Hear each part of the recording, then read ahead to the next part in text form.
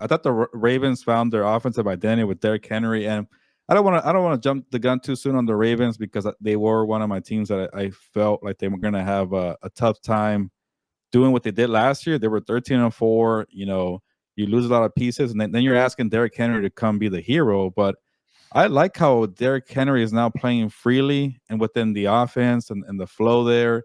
That freaking monster run that he had for 87 yards against the Bills, there was a gaping hole right there. I think the offensive lineman is starting to figure out this Ravens scheme. Shout out to Todd Monken there. So it doesn't feel like the Titans were like, okay, I have formation, jumbo package. Here's the ball predictably to Derrick Henry. Let's hand it off. When there's Jackson and Henry, teams are starting to say, oh, crap, we can't play this too high shell cover 2 down the field because we have to get closer to see what's going on here. Linebackers can't play downhill. They're trying to look where the hell's the ball going.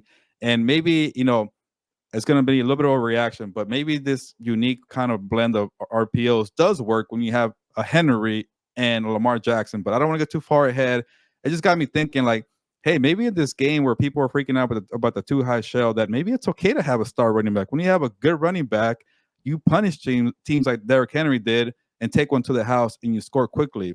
A lot of these teams like to kind of counter with quick throws, dump balls, running game, go the long game, dominate the time of possession to counter this too high shell. But you definitely reconsider your principles and your game plans when you have a star running like Saquon Barkley, Derrick Henry. They could, you know, turn those underneath games into long games. And the Jackson and Henry are averaging, like, I think 9 yards per player against the Bills, against the Cowboys. So it just makes me wonder, maybe the Ravens are once again ahead of the curve. Like, okay, cool, take your too high shell.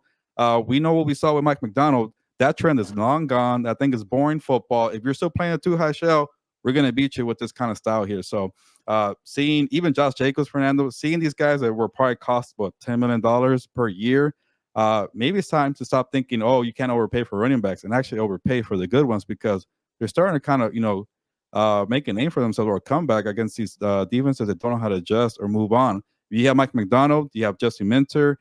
You're ahead of the curve. You have Wink Martindale, because that scheme's the one that's hot right now. And if the Vic Fangio related, it's not really doing too well. Yeah. No, I completely agree. I feel like that's why running the football has been kind of helping, and that's why I think some teams are going to need to trade or make trades. Carson Steele yesterday, he had one fumble, and Andy Reid basically took him out of the game for in the Chiefs game. So I forgot Kareem Hunt was still playing for the Chiefs or came back to the Chiefs. Yeah. That was just, I think it was like 2 weeks ago. Mine was the paying of the quarterbacks. They have not lived up to the hype. Jordan Love is 0-2, while Malik Willis is 2-0 with the Green Bay Packers. You go and you look, Trevor Lawrence is 0-9 in his last 9 games. That's crazy. He's 0-4 this season. By the way, I do have something for you in a bit. Jared Goff has not looked the same. He's playing tonight. They're, what are they? 1-2, right? No, they're 2-1. 2-1. They beat the Cardinals and they beat the Rams. And they lost to the but he hasn't been good playing wise or performance wise. You saw what? He hasn't been good performance. Yeah, no. He's been playing terribly. Dak Prescott, they're 2-2, but he hasn't looked all that impressive. And then they just lost a couple players. So Tua Tagovailoa, he's not playing. So all these quarterbacks that have just been paid, they're not playing well. And then you have Sam Darnold at my boy. Almost, exactly. He's making next to nothing, and he's playing well. You have other quarterbacks that are playing good football. Some of them were drafted. That Jaden Daniels, I'm still a little hesitant because I've seen that before, but you can't just judge the guy because he's playing for the same team. He looks exactly like RG3. RG3 was not that accurate, but he was pushing the ball down the field. I get what you're saying. Well, yeah, that's what I mean. Like, I've seen that sensation in that same colored jersey before. So you can't knock the kid because something happened 12 years before him. But yes, it's only 4 games. It's 4 games. Still very similar. Hell, I'm seeing the same thing. Dan Fouts, Phillip Rivers, and now Justin Hurt. Like the terrible offensive line play, you're seeing it. The history is doomed to repeat itself if you don't fix it. So I just think that some of these quarterbacks that are, man, look at Andy Dalton. He just came in and he took over and he's doing really well. So you made me pick them last week on our pick on. I know I was pissed. I was shouldn't have pissed done too. that.